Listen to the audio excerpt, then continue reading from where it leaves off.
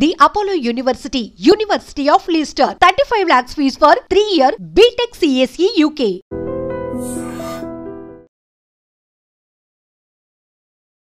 నమస్తే, welcome back to IT media. మన ఆయుర్వేదం ప్రోగ్రామ్కి అందరికీ స్వాగతం. సో ఈరోజు మనతో ఒక స్పెషల్ గెస్ట్ ఉన్నారు. Expert in Ayurveda, acupuncture and natural sciences, ఎవరో కాదు, డాక్టర్ దిలీప్ గారు ఉన్నారు. సో ఈరోజు షుగర్ పేషెంట్స్లో షుగర్ అనేది డైరెక్ట్ నర్వ్ సిస్టమ్ని డ్యామేజ్ చేస్తుంది. అంటే నరాల బలహీనత కానీ, నరాల పటుత్వం తగ్గడం కానీ, ఈ రిలేటెడ్ ఇష్యూస్ ఎక్కువగా వస్తూ ఉంటాయని చెప్తుంటారు. ఎవరిలో ఎక్కువగా వస్తాయి? షుగర్ వచ్చిన ప్రతి వాళ్ళకి వస్తాయా? తెలుసుకునే ప్రయత్నం చేద్దాము. నమస్తే సార్. నమస్తే. ఎలా ఉన్నారు సార్? గుడ్. సో అందరినీ భయపెడుతున్నారు అని చెప్పచ్చు, లేదా భయపడుతున్నాము అని చెప్పచ్చు. షుగర్ వచ్చిన వాళ్ళలో నర్వ్ సిస్టమ్ డ్యామేజ్ అయిపోతుంది. అంటే ఇప్పుడు రీసెంట్గా వచ్చిన వాళ్ళకి డ్యామేజ్ అవుతుందా? షుగర్ లెవెల్స్ హై ఉన్న వాళ్ళకి డ్యామేజ్ అవుతుందా? ఎలాంటి వాళ్ళకి డ్యామేజ్ అవుతుంది?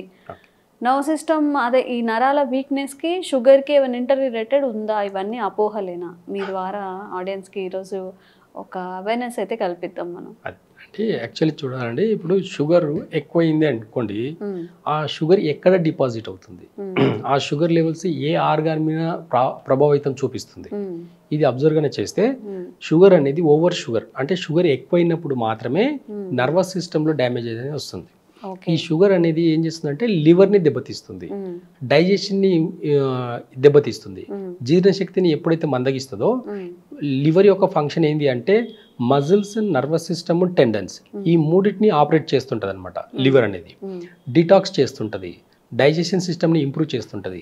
ఇవన్నీ దెబ్బతినేసరికి షుగర్ వల్ల, ఈ లివర్ దెబ్బతినడం వల్ల ఈ మజిల్ సిస్టమ్, నర్వస్ సిస్టమ్ కూడా అన్నీ కూడా దెబ్బతినడం వల్ల అరికాలకు తిమ్మిర్లు రావడం, లేదంటే నర్వస్ సిస్టంలో కాల్ చేయి ఒకటి లాగడం, హెడేక్ రావడం, బ్రెయిన్కి ఎక్కువ, అంటే ఇక్కడ నుంచి ఇక్కడికి ఇలాంటివి రాగడం. చాలామందికి షుగర్ పేషెంట్లకు పక్షవాతం వచ్చే అవకాశాలు ఎక్కువ ఉంటాయి అంటారు.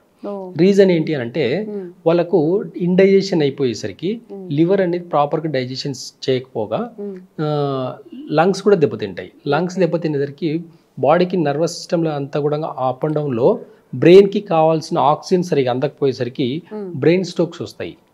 చాలా మందికి షుగర్ వల్లనే బ్రెయిన్ స్ట్రోక్స్ రావడము, హార్ట్ స్ట్రోక్స్ రావడం జరుగుతుంది.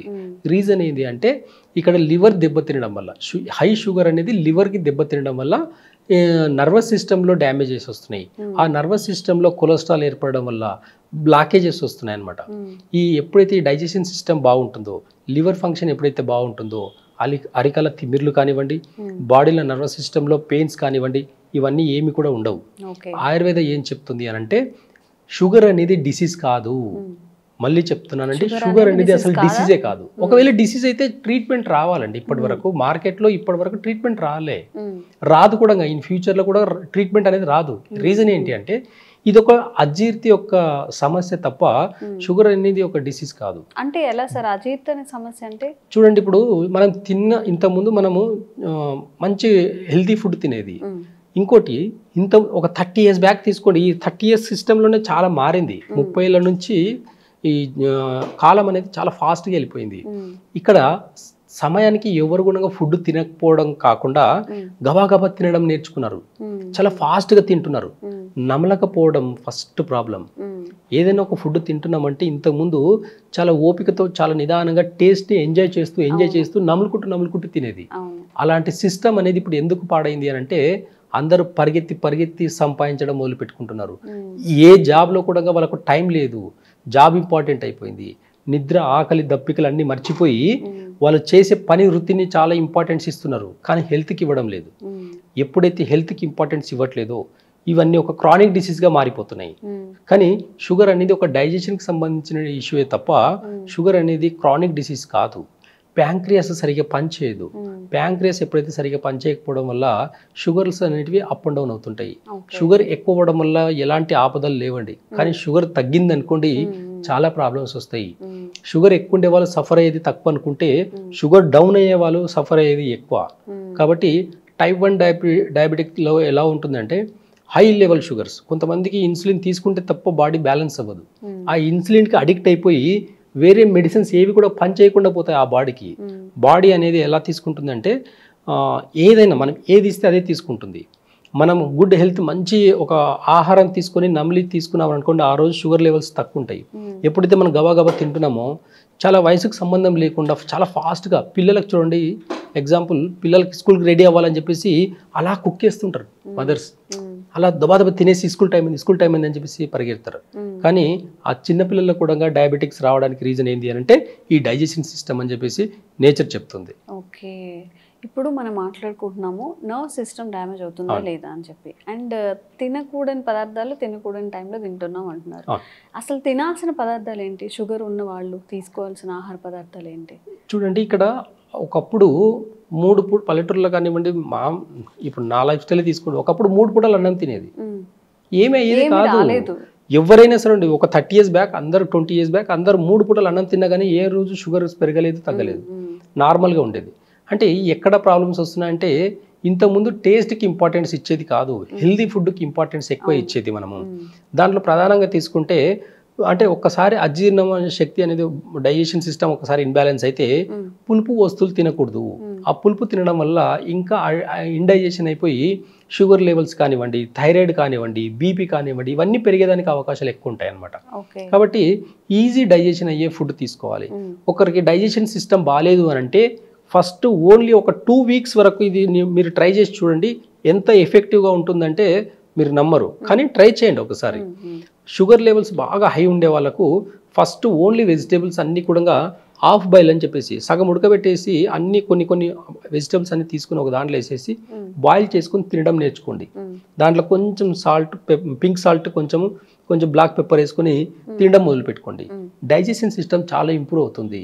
ఆ డైజెషన్ సిస్టమ్ ఇంప్రూవ్ అయిన తర్వాత మీరు ఒక 2 weeks తర్వాత బాగా కంటిన్యూగా పాటించి చూసి 2 weeks తర్వాత మీ షుగర్ లెవెల్స్ చూడండి, చాలా అద్భుతమైన రిజల్ట్స్ ఉంటాయి. అంటే వెజిటేబుల్స్ అన్ని చాలా ఈజీగా డైజెషన్ అవుతాయి.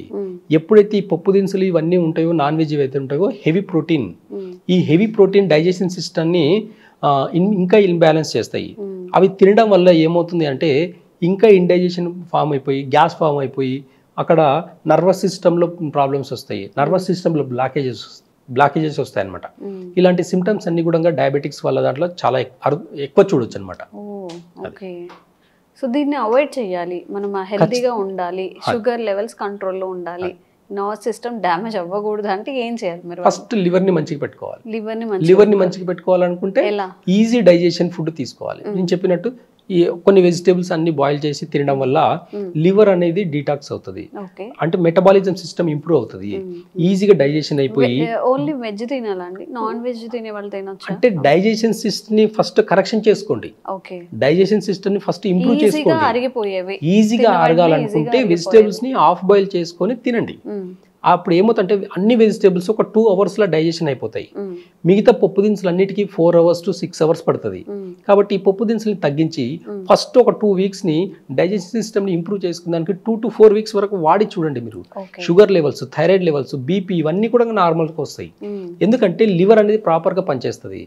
వేస్టేజ్ అంతా అంటే లివర్ ఎలా ఉంటుందంటే లివర్ అండ్ గాల్ బ్లాడర్ ఈ రెండు కూడా డైజెషన్ సిస్టమ్ ఇంప్రూవ్మెంట్ చేసింది కాకుండా వేస్టేజ్, బాడీలో ఉండే వేస్టేజ్ని అంతా కూడా బయటికి పంపించడం జరుగుతుంది. డయాబెటీస్ని కంట్రోల్ చేస్తుంది, బీపీని కంట్రోల్ చేస్తుంది. ఈజీ ఫుడ్ అంటే వెజిటేబుల్స్ని బాయిల్ చేసుకుని తినడం ఒక 2 weeks అలవాటు చేసుకోండి. ఇవి తర్వాత రిజల్ట్స్ చూడండి మీరు, అంటే అద్భుతంగా, అంటే బ్లాకేజెస్ కూడా పోతాయండి. నర్వస్ సిస్టంలో బ్లాకేజెస్ ఎక్కడ ఉంటే కూడా పోతాయి.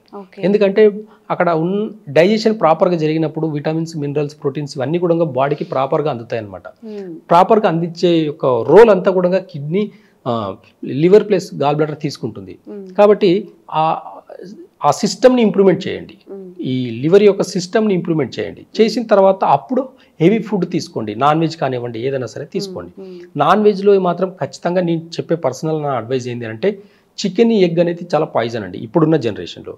పారం కోడి ఇవన్నీ కూడా పాయిజన్, న్యాచురల్గా పెరిగేవి కాదు.